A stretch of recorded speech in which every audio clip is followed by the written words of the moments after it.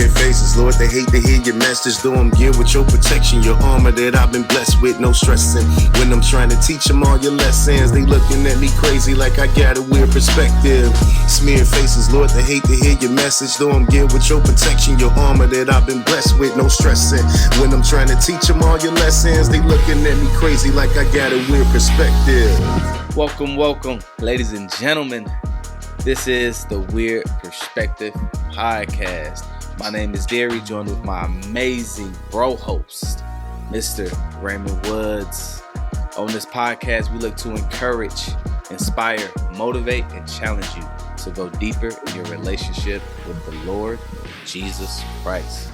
We want you to think critically about hot topics we dealing with in our culture today. We talk about everything on this podcast, from music to movies to marriage to sex, money, law and order, politics, education, family, anything and everything. We talk about it here because we want to see what the Bible has to say about them. So thanks for joining us. If you are watching this on YouTube, hit that like button. And by the end of this video, if you've been entertained and been blessed, give us a subscribe. If you listening to this on a streaming platform like Spotify or Apple Music, give us a follow. It is much appreciated. Let's get into it. What's up, Mr. Ray? Mr. Cooks, how you doing, man?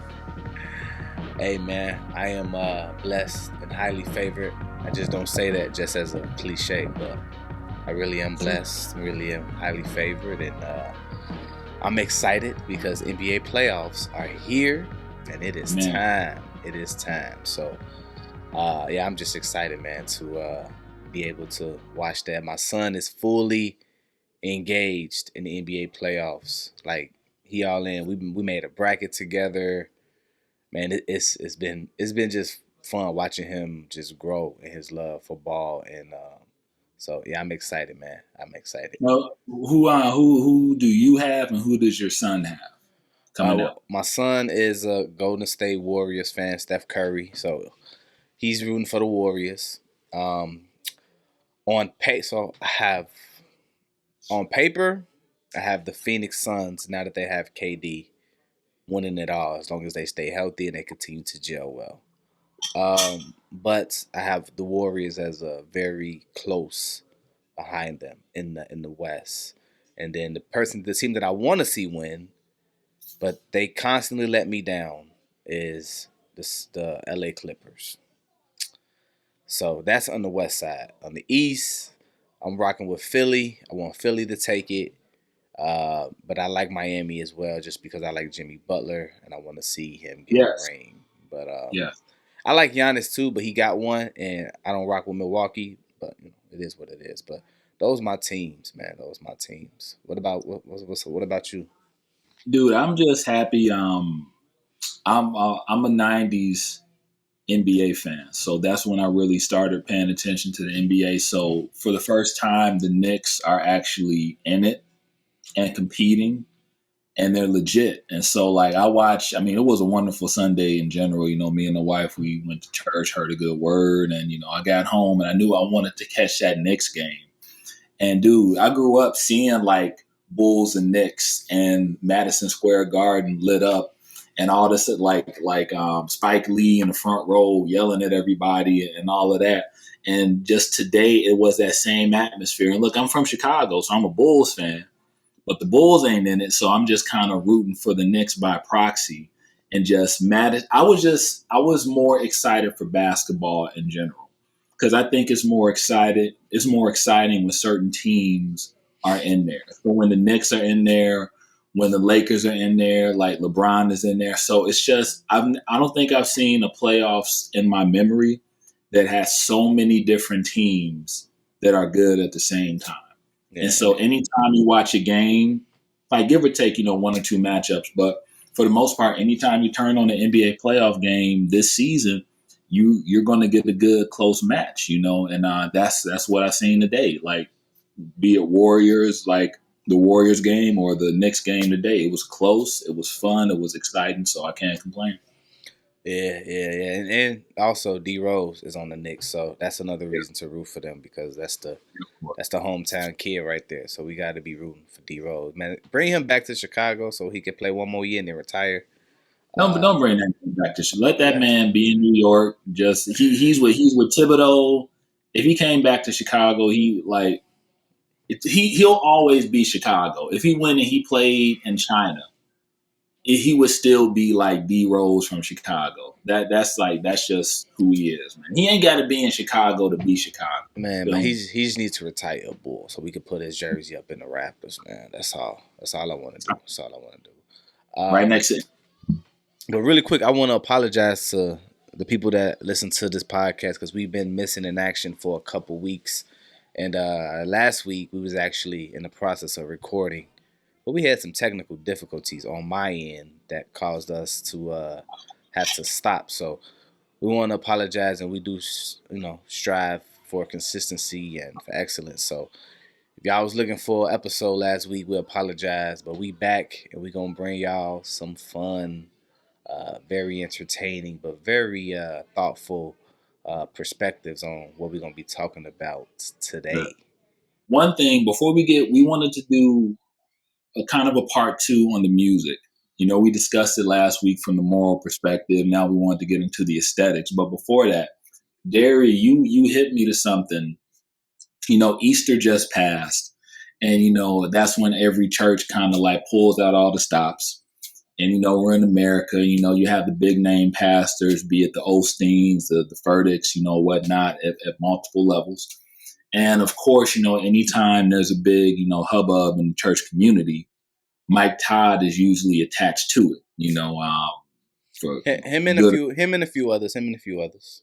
a few others. But honestly, I mean, is it weird to say to his credit, he always catches the most smoke or he provokes the most debate. Yeah. And I wasn't privy to this about his Easter production until you told me about it, and he was like, "Ray, yo, we gotta before we get back into the music thing, we gotta if not talk about the Easter production in specifics." Because like I was literally just able to I just found a complete copy because they was trying to scrub this bad boy from the internet like it was the Star Wars holiday special. That's a deep dive. So I mean, okay, like quick 10-second trivia. In the 1970s, they produced a Star Wars holiday special that was so notoriously bad that George Lucas tried to remove any instance of it from history. Like no VHS copies, no reruns. Like this didn't happen. So I mean, it's on YouTube now. You can look it up, and you can see why this man tried to have it erased. But with Mike Todd's Easter production, I think was it called Ransom? What was the name of it? Yeah, it was called Ransom. It was called It was called Ransom. So before we get into that, why we talking about Mike Todd is because, as Ray said, he is all over the internet, or at least in the time of this recording, he had been all over the internet for about a week because he put out an amazing Easter production. And I'm calling it amazing because from the production level, it was an amazing production. The writing, everything about this Easter play was very, very good. It was top notch. The writing, the acting, the lines, how people did it, like it was very. I mean, wasn't your average church Easter Sunday play. Like this wasn't just like the little mediocre. And I know a thing about plays because the church that I got saved at, the pastor of that church was very, very, very passionate about plays, about theater. So I got saved at a play. Like I rededicated my life to Jesus at a play called Eternity. And this was a church of maybe 200 members. And so obviously the budget's not like, it ain't buku dollars, but they put on a really good production. Sound, the makeup. So it was demons jumping out, snatching folks, and angels throwing people into hell. It was all type of, just think of Eternity, and then you'll get an idea of what the play was about. People were dying in their sin and going to hell. And so very good play for the budget that church had. Now, thinking about Michael Todd, now this was This was stadium status. Like, it didn't look like a church. You know what I'm saying? His church normally doesn't look like a church. But y'all get what I'm trying to say. So I didn't get a chance to watch the whole thing. Because as Ray said, I watched the first 30 minutes. I had paused. I started doing some other stuff. The next day, when I went to continue to watch it, and I was trying to send it to you, Ray, it wasn't on the internet no more. We couldn't find it, and so I couldn't continue to watch it. But we found it. He sent it to me. I'm gonna continue to watch it. Hopefully, by the time this recording is done, that we can finish watching it. But what I did see, the 30 minutes or the 40 minutes that I watched it, was that it was done really well. The writing, the gospel message, it was biblical. It wasn't watered down. It was a very entertaining story. And it was a king and his kingdom and his love for his children. It was all those things. And it was amazing. Even down to like the costumes. It was really good. The issue that I had, which I shared, was that he said that he wanted to get as closest to the edge of sin as possible. Which, now watching a play, I could see what he was talking about. First of all, his gospel presentation, like Michael Todd's gospel message itself, was fire. It was spot on. No issues whatsoever with him standing at the on the stage and his gospel presentation, from God's love, redemption, every element of the gospel he hit, and it was biblical, in line. It was fire. And I felt it. I was like, man, I want to re-give my life to Jesus right now. Like, it was really good. The problem that I had with the play was that some of the music, he let it rock too long, or they had a little bit too much spice on it. I get what they were doing. I understand the entertaining factor. And some of the songs, like they had a couple like Beyonce songs in there, but they just switched up the lyrics. But what I could see people having a problem with was like the dancing, the party feel. Now, this scene was about the devil in hell was dragging. And he was talking about, I begin to the money, or I begin to, being prideful and all that stuff. It was a example of him, and they were using the song to make a point. So I get that. It wasn't being like celebrated in that way, but I can see how people see that. They see the dancing, they hear the music. They probably was at church, probably bopping themselves. It could be a distraction because of some of the songs that they played. So I can understand that part of what he says. We're going to get as closest to the line of sin as possible. Just based on what I saw, I believe that's what he meant when he was talking about the music being implemented into the play. But it was to bring it home. It was in context. It wasn't just like, at least parts that I've seen, I ain't see nobody twerking. I ain't see nobody do nothing crazy. But I could see why people will have an issue with secular music being part of a Easter play. I mean, well, you know what? When you were saying that, I remember if you look throughout church history, how they wrote songs back in the 1600s to 1700s. I remember this just triggered a memory of this old theologian who, like back in, I think, the 17 to 1800s, he was, quick story, trying to build up his congregation. This is back when you had taverns instead of bars, and they were very low key. Just a guy at his piano. You had like the wooden barrels with the beer, and he was trying to build up his congregation. And what this dude would do, since he noticed nobody really wanted to come to church, and this is back in the day, old theologian, not worldly or anything like that from what I know. But what he would do is he would go to the bar and he would listen to the guy stand around the piano and kind of sing like sea shanties, or kind of sing like limericks, like old timey songs. Some of them may have had dirty lyrics. Some of them may have been like whatever. But he was like, okay, so these guys like singing. They don't want to come to church. Maybe they think the music is whack. So this old pastor, just trying to get people to come to church, was like, you know what? Bet. He wrote down the songs. He wrote down the melodies. And then he took out, like, he just changed up the lyrics and made it about Jesus. And so then he was like, well, shoot, maybe they'll come. If they come to church and then they feel kind of weird, as soon as they hear the music come up and then they recognize the melody, then maybe they'll feel more comfortable and want to stay. And they'll be like, oh, like this is something that's inviting me. Like that story, I think, is kind of emblematic maybe of what Mike Todd was trying to do. Because when he said getting as close to sin as possible, maybe the way he said it could have been said with more tact. We're all about, presentation. It's not just what you say, it's how you say it. But I'm like, if the goal is to get people to accept Jesus, people who don't know Jesus to accept Jesus, you got to go where the sinners are. You got to go where the people are. Now, if you're a sinner, like maybe in Mike Todd's, critical thinking, or how he was like sussing this out, he was like, well, if I'm a sinner and if I'm a Christian and I'm trying to find sinners to save, maybe I should go to where the sin is. Radical thinking. But I mean nowadays, it even says that, in this world, like Satan is a prince of this world. So, you can go to, I guess it doesn't matter where you go. You can go to Walmart or you can go to the strip club. I'm not trying to draw false equivalencies, but I'm just like, people think that you can't find somebody who's a sinner at Walmart just as much as you can't find somebody who's a sinner at the club. You just really have to walk outside of your front door. Or sometimes it may even like be in your house. But he was just like, the main thing is, what are people into that most people would perceive ungodly? Let me engage with that.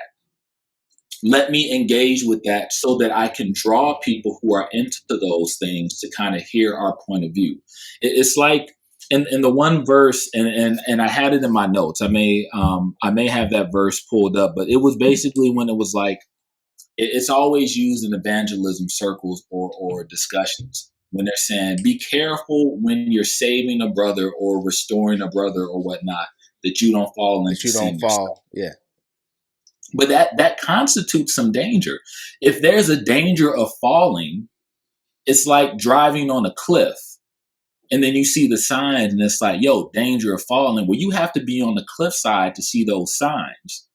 And I know that's why the Bible doesn't say like, guard your heart for no reason. Because we're in this sinful, fallen world. There is need to guard your heart as you engage with your coworkers, as you engage with people who don't know Jesus, but that you're trying to, get to know Jesus, or get. So I'm not like Mike Todd gets enough shade, but this is one thing I probably wouldn't throw any shade at him for. My issue with the statement is, I can understand that thinking and his processing, like to himself and maybe with his people. But when you say that from a pulpit and you say, man, we were trying to get as close as to the edge of sinning as possible, that can give people like a thought of like, oh man, like the pastor is getting real close to the line of sinning, then I'm going to get to real close to the line of sinning. And so, man, I might not fully like watch porn, but I might, watch this. What was that movie that came out that had a whole bunch of people talking a few years ago? What was that movie called? It was a book first. 50 Shades of Grey. 50 Shades of Grey. Like, I ain't gonna watch, like hardcore porn, but I'm gonna watch 50 Shades of Grey. Like, I'm gonna just draw this line. I'm gonna get as close to the edge of sinning as possible, right? And some people don't know where that line is. And so we should stay far away from the line, like I said, and not even play around with it, because we don't know how we're gonna fall into it, and what kind of hindrance and stuff like that, that we can be. We don't even want to be a stumbling block for anybody. So that's the part that was kind of like disturbing for me. And I know he got some other antics that he's done in the past that I don't necessarily agree with. From him, wiping the spit on his brother's face, like real spit. Ugh, first of all, it's disgusting. I know Jesus did it, but Jesus is Jesus, right? And the man was actually blind and he got healed. And if Jesus rubbed some spit on me and I got healed, I ain't got no problems with it, fam. Like, I can see now, you know what I'm saying? Like put some on there, like you know what I'm saying? But The holy spit of Jesus. yeah, but fam, like, you know, it was just written. You heard him, and I was like it was just, and then some other stuff, and I have a little bit of issues with like his theology, but I'm not going to call him like a wolf in sheep's clothing, or like he's just like false prophet. I just think because there's a difference, and we got to recognize this difference as believers, right? There is people who are like wolf in sheep's clothing. These are people who are trying, or they're not real Christians. They're acting like they're Christians. They're pretending to be Christians, but ultimately they're trying to lead people astray. Those are the wolf in sheep's clothing. And then there's people who are just in error, right? They just in error, right? Maybe it could be their fault, or it could not be their fault. They're just maybe in error, right? And they need some more discipleship or better understanding of the text that they're preaching, right? So that could be an issue as well, where it could just be a thing of like, man, you know, I don't agree with what he said right there. And there's some people who I know are like solid believers, and we disagree on some doctrine or some theology, but they love the Lord. And so I wouldn't call them like, man, they're a wolf in sheep's clothing or anything like that. But those are, those are the things. But Michael Todd, I wouldn't necessarily, like, me personally, I wouldn't go to his church or like be a member of his church. One is it's a mega church, and I don't do mega churches, so that's one. Not saying all mega churches are bad. I believe Tony Evans is considered a mega church. Anything with 2,000 plus members is a mega church. Yeah. So Tony Evans got about like 8,000 members at his church, right? Look at TD Jakes. Yeah, I mean TD Jakes disagree on some stuff with the Trinity, and he got some things that I'm like, what? When did he? So I don't agree with everybody, but I'm not gonna be like, hey man, they're a false teacher or they're a wolf in sheep's clothing. I think that was a little bit extreme of some of the YouTubers that was putting that out there. They need to check their heart also. If you made about 4 videos on Michael Todd, you got to be like, why you making 4 videos about Michael Todd, fam? Like, what's your intentions? It's one thing to be like, hey, he said this, that's actually wrong, and then you put out the right information, or you just want to let people know. But if it's just like, you put out 4 videos about Mike Todd, you're just trying to gain some views and followers, if you ask me. But that's my main thing, Darry. Like, I know we want to move on to the music, but just when I see those videos, when I boot up YouTube, and it's like, why Mike Todd is manifesting demons at his church, and I'm like, even the Bible. I know somebody's probably gonna put like 15 scriptures in the comments, or whatever. But even the Bible is like, if somebody is going astray, take them aside and restore them quietly. I mean, to me, a lot of that stuff is like character assassination. It's like you're trying to make a spectacle. It's not. I don't think it's about true correction when you boot up a YouTube video. And here's why I really don't like when they always got the thumbnail where it's like the shocked thumbnail, like, and then it's like a demonic image behind it, like. I'm like that's sensationalism. It's like you don't care about that man's heart. You don't care about correcting that man. You trying to get views, and you trying to get it by stepping on another person to make yourself look holier than thou. Why don't you pray? Why don't you pray for that man? And I mean, sincerely pray for him. Not like he needs to see things from my point of view. Like just I ain't with that. Yeah. So. Cool. Well, the reason why we're here, part 2, diving into this music. True. Now, Ray, you've been a little bit more passionate about this music than I am. So, give us a recap of last week. Well, last week we kind of jumped off from the quote of Lecrae. I'm paraphrasing, but we kind of used that to kind of discuss as an onboard to discussing Christian music about whether or not you can just be an artist who raps from a Christian point of view, or if you have to be classified as a Christian rap artist. what does it mean to make Christian rap?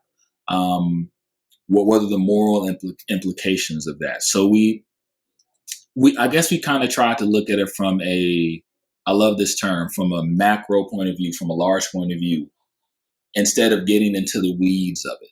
So we looked at it morally, but now we kind of want to talk about it aesthetically. Like, why does it seem like, apart from what it means to be a Christian artist and how you define yourself, what is the sound of Christian music? Why does, like, is it just like worldly ears versus secular ears, and it just sounds worse to us because, we're in this fallen world? Or is just some Christian music straight up terrible and it needs to be like called out on it? Like, what is good Christian rap? Is there such a thing? Is it getting better or is it getting worse? And that's kind of what we wanted to talk about. I think it's both and I couldn't even go for secular music, but the focus here is Christian hip hop. So we'll talk about secular music at another time. And when we say that Christian hip hop is corny, we're not talking about all of it. There's a good chunk of it, but not all of it is corny. So don't be offended if you're a Christian hip hop artist and you watching this and you like, man, you calling me corny. No, it's not what we saying. Go back, listen to what episode was that? Episode 4. This is episode 5. Episode 4. Go watch it and then you can get an understanding of what we were trying to say.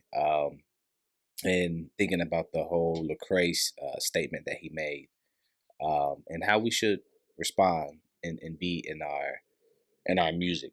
So I actually had something to add to my point from the last episode, and my point is that secular artists, they have an ungodly amount of freedom, right? They can say and like do whatever they want to do. So they can rap about whether it's sex, drugs, money, whatever it is. They can talk about whatever they want to talk about, say it, express themselves in their music videos. They can put up images and do all these things. Like we've seen this since the beginning of hip hop, right? With videos. And so last year you had the baby put himself on a cross and a diaper, and so secular artists, they have I call it an ungodly amount of freedom.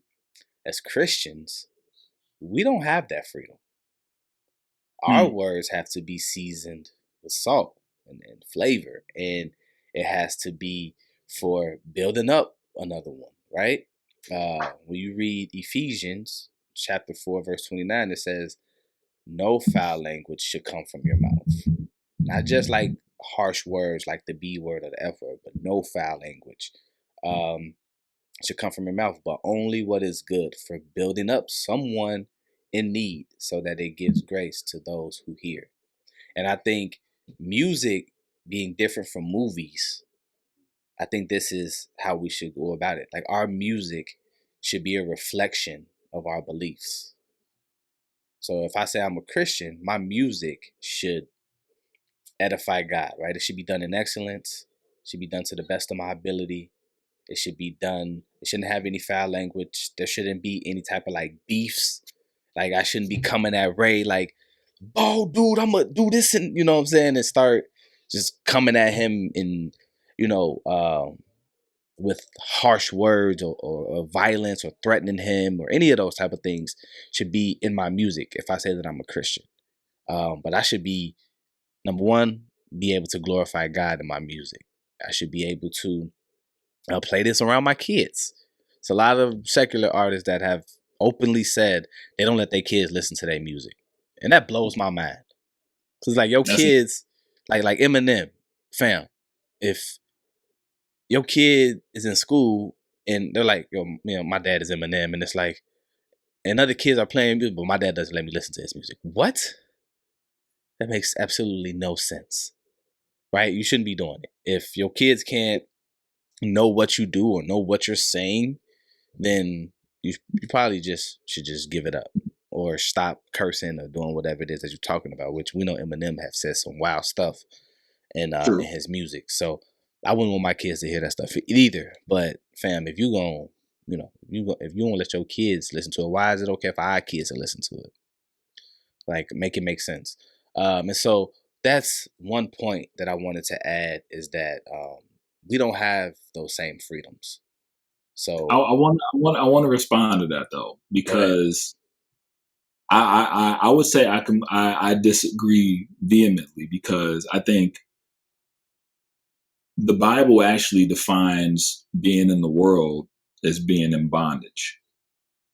It kind of takes a way of shifting how you think, because a lot of people in the world will look at people in church, and not that really church people throughout the generations have, like, they really haven't done themselves a favor. Some of them haven't, in terms of how they dress, in terms of how they kind of lock themselves down.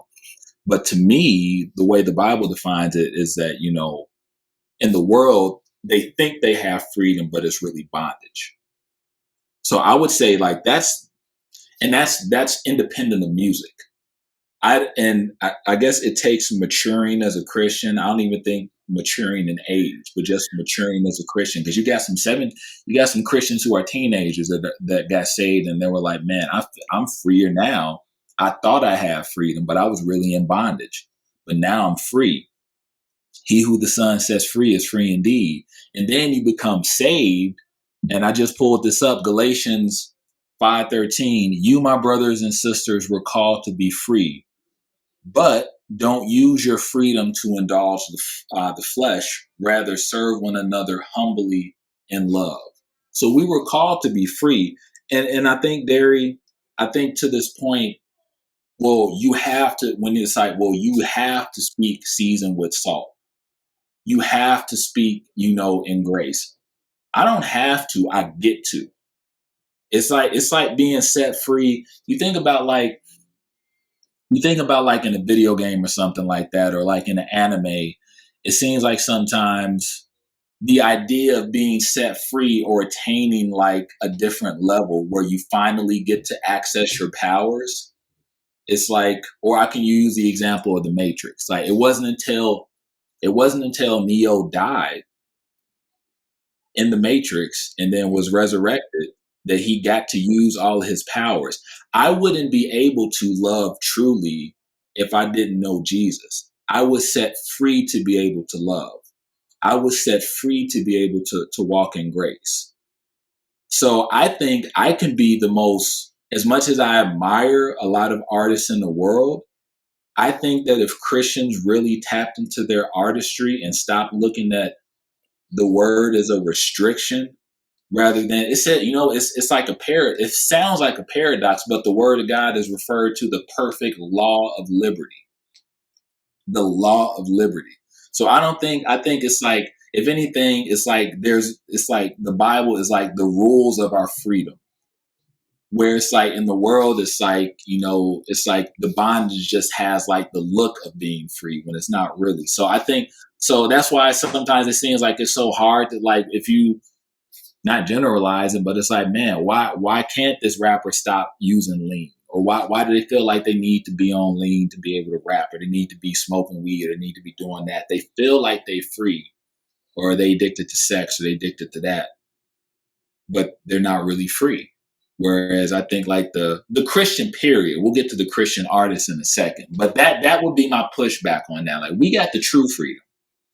We got the real freedom, And last point, and I'll make it quick.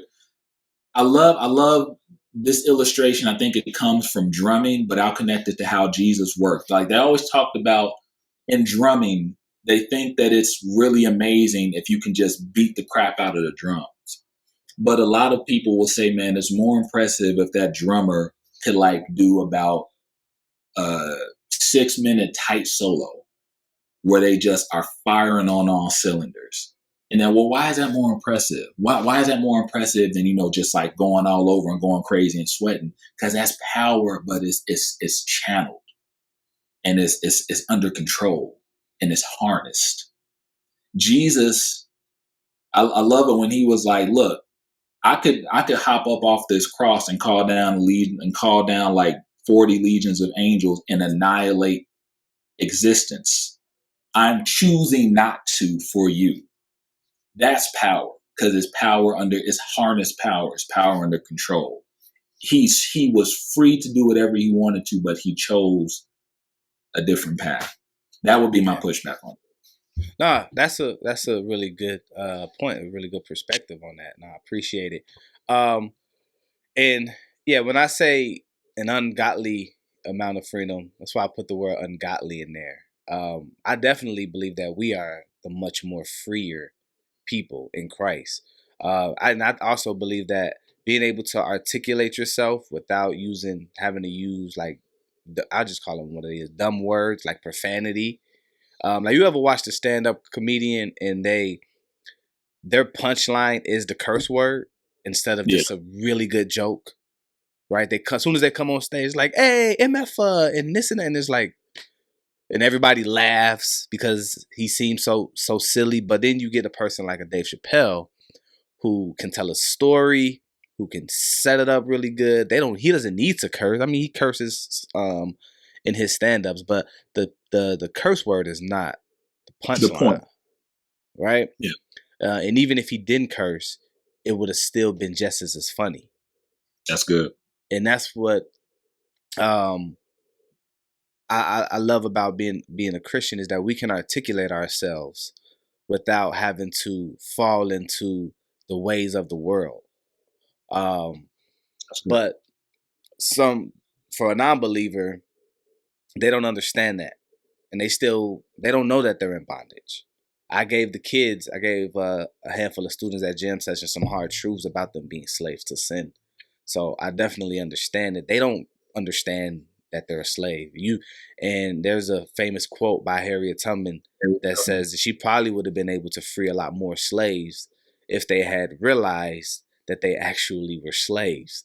They had been birthed into that, so they didn't even realize that they're like, what we escaping from? Like, I'm alive, I got a food, I might get yelled at by this dude, but like that's normal, right?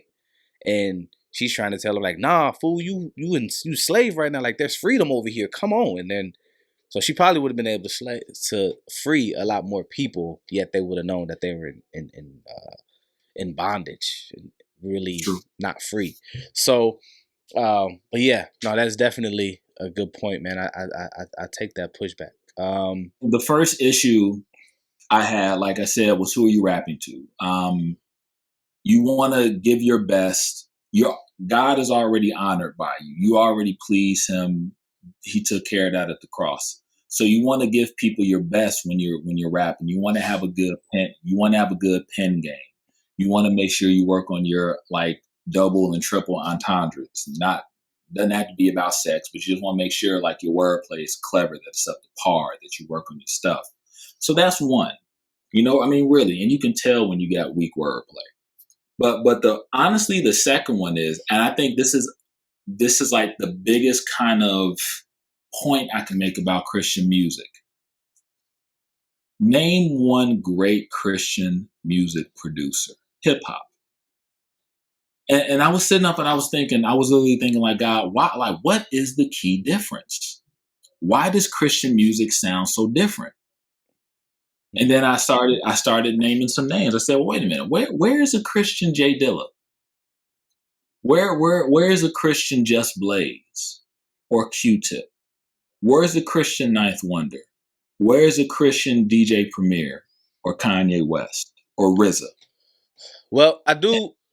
No, because I just want to say I asked that because behind every single one of those artists is a signature sound that came to define an era in hip hop. And I leave that. So I just asked that to you because I'm like, that's what Christian hip hop is missing. Like, what's that sound? Like, what's that New York sound? That West Coast sound? So. Yeah, I will have to deep dive into like the real like poppin' producers and see it. I know that there's some, but the one that I know of that I learned about when I first started listening to Christian hip hop, and he's ran around with like all of the great CHH artists, is DJ Promote. He's been on tour with Lecrae and 116 and a whole bunch of other people. He's made a lot of so he's elite, right? He has his own sound, own style. When you're getting a DJ Promote, and I mean, Um, the whole producer and DJ thing is kind of like mixed into one kind of now with everything that's going on. But he's one. He's one of the goats that I would say. And then there's some other artists that I was looking up. Some DJs, producers. I don't even know this dude's name. I don't even know how to say it. I'll spell it out. It's DJ MyKaelV, MyKaelv. So that's another dude. He's been taking off since like 2018. Really, his music sounds good. Like I seen him like actually do mixes, like actually DJ, and then he's made some beats too. And then there's DJ Standout. He's signed to what's the dude, Derek Miners? What's his record label? And I forgot. Dang, I didn't know he had one. Is like Derek? Yeah, Derek Miner has it. He left Reach and started his own thing. I forgot what his name is. It's RMG Group or whatever. Anyway, that's who he signed to. His stuff is good too as well. So there are some people who have talent. Now, this is my question is how come their talent isn't promoted? And because the reason why we have a Kanye is because we have a Rockefeller, right? They put out his music. He was on the side of Jay-Z, who was a world-known artist. And so obviously if you're standing beside somebody who's famous and you do something that's really great, then you're going to be famous now. I just don't think, besides like DJ Promote on this list, I don't think that a lot of other producers are really putting themselves out there like that.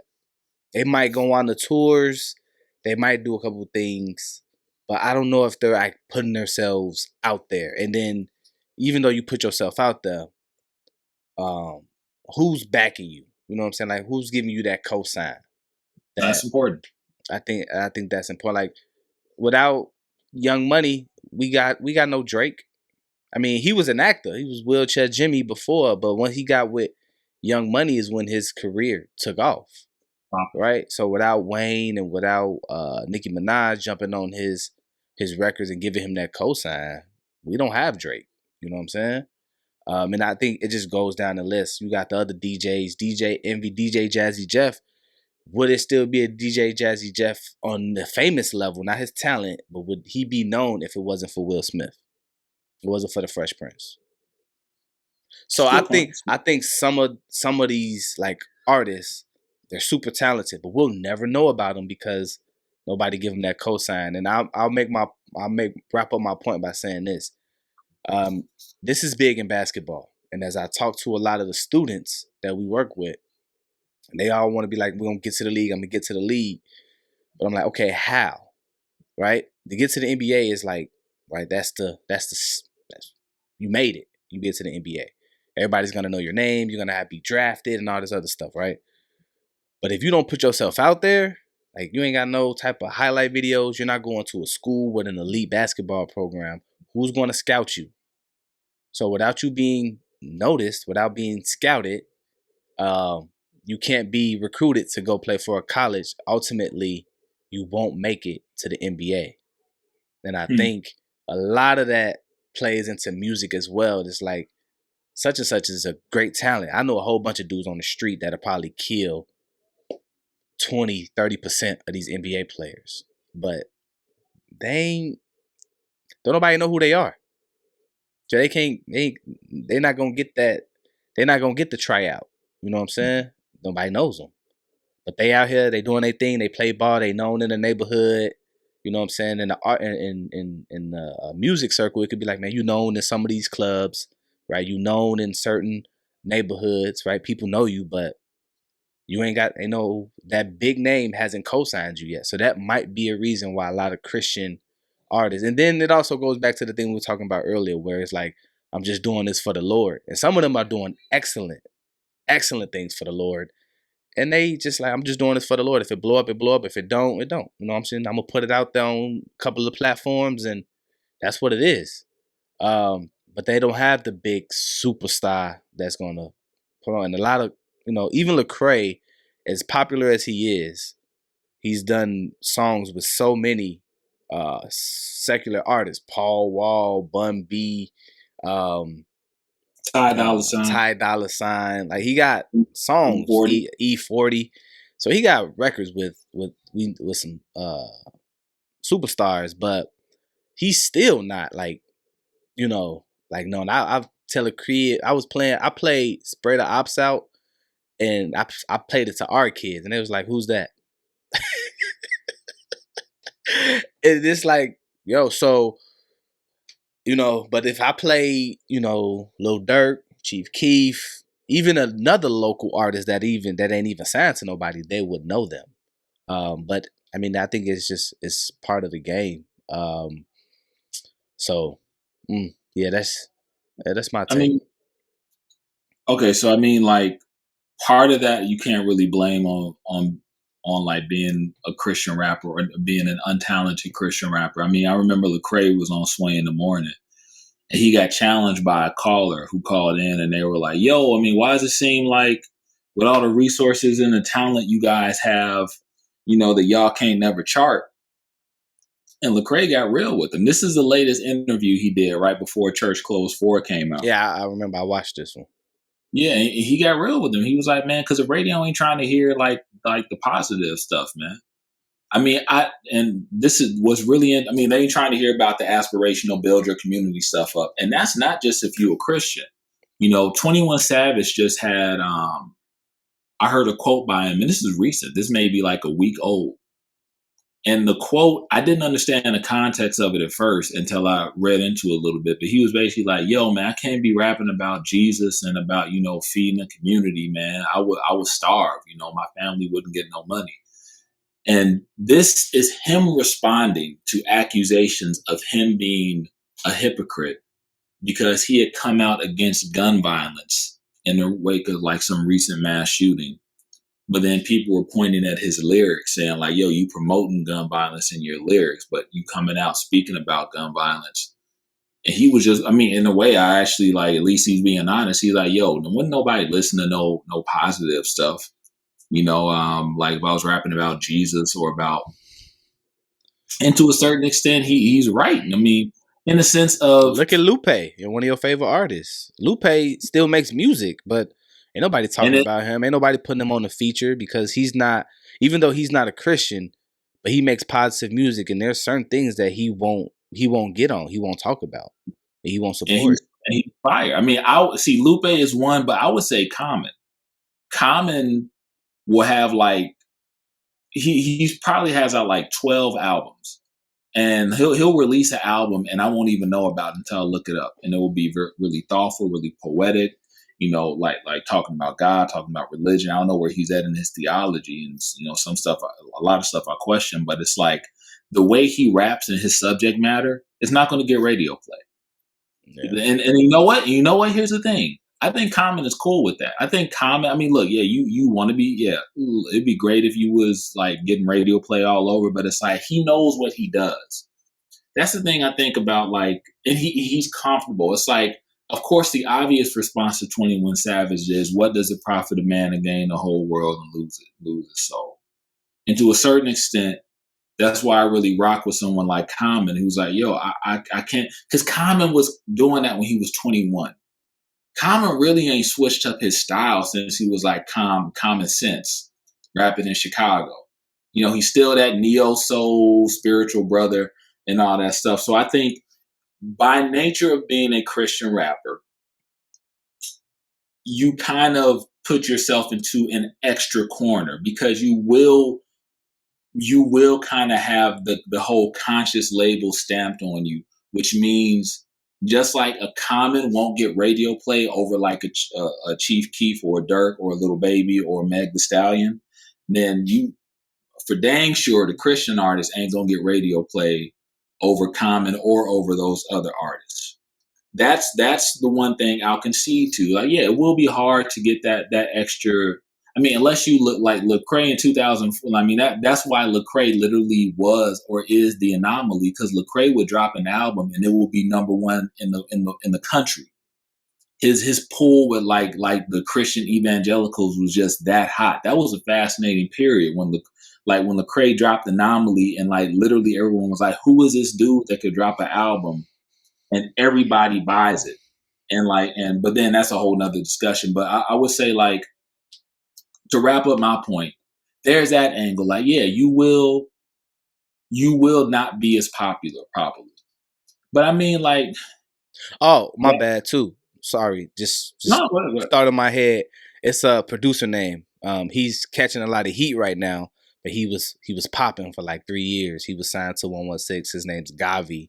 I don't know where he is now. I know he got into like some situations where there was some pictures and he's married or something. So I don't know, but I know Reach wound up dropping him. I don't know what he is now, but the brother he was a very popular producer in the CHH world. So that just popped in my head as I was like just thinking about artists. But I didn't mean to cut you off.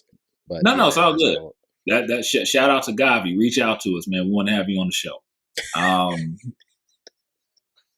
But it's no on the real. If you're out there, hit us up. I mean, no, but this is but here's the thing. Common, I can look at his music, I can look at his beats, I can look at his cadence, I can look at his wordplay, I can look at his flow, and I can say this is miles better than anything that's on the radio right now. Taste is subjective. I understand that, but there is no drop in quality when I listen to a Common album. Back when he was first coming out, and he had people like No ID producing for him, like Jay Dilla, like Questlove, like Pharrell, like Kanye. Like every one of his albums just has had like immaculate production. So even though he resigned himself to having lower record sales because of the nature of what he raps about, it's still like, yo, I'm going to make sure I rap to the best of my ability. Whether I'm rapping to 10 people, that's the thing about being a Christian. Whether your sphere of influence is just the people on your block, or whether it's the people in an auditorium or a stage where you're speaking to thousands of people, you should be excellent in everything you do. Yeah. And so that's the thing. Like these beats, this wordplay, it's like be excellent. Like it's okay to say, I look at what a Ninth Wonder does. I look at what a Common does. I look at what this rapper does. I don't mess with how they do. I don't mess with what they're talking about, but I admire their consistency. I admire their talent. I admire their skill. I can learn from that. It's like Chick-fil-A. Chick-fil-A. That's why Chick-fil-A is Chick-fil-A. Because they didn't get out there and just say, we're going to have, like, Chick-fil-A is known as a Christian company. But they were like, yo, we're going to learn from our competitors. But then we got that little bit of extra stuff in our service and who we are that just like distinguishes us. Yeah, and they close on Sundays and they still pulling up numbers. I think they're the 4th ranked like fast food restaurant or something like that. Y'all can check them numbers, but I know that they up there, and they not open 24 hours like all the other restaurants are. A lot of McDonald's, Burger King, Wendy's, a lot of them are open 24 hours. Chick-fil-A, they close at like 7, and then they close on Sunday. So, and they still putting up numbers. We know them. We know them sandwiches is anointed. I need to go get one like right now. I wish they was open. Close on Sunday. A great Kanye song, by the way. Close on Sunday from the Jesus is King era. So just bring it full circle. All these people that we talking about, they need to come on this podcast. But look, man, this episode was fun. This was a part 2. This is episode number 5. So, man, y'all, shout out to Ray. Ray, his 5th podcast episode, man. Like, check him out. Y'all let us know how we been doing together. This is a brand new experience. And then, man, let us know some topics that y'all want us to talk about. No doubt. Man, are we doing these episodes justice, the topics that we're talking about, man? Are we just on here and it's just white noise and we just blabbing? Y'all let us know. Drop it in the comments. Next week, man, I don't know what we're talking about next week, but we're gonna talk about it. we meet up, because I don't know. We got a list of episodes, and I don't know which one we doing, because I haven't looked at that list in a while. But it's been a crazy couple of weeks. But look, we're gonna be back next week for sure. We practicing, being consistent. We trying to keep a schedule, so we got to make sure we stay on top of getting these episodes out. So look, man, if y'all like this episode, give the video a like, subscribe to the channel. My name is Darry. That's Mr. Ray. This is the Weird Perspective Podcast. And until next week, we'll see you when we see you. Peace. Love y'all.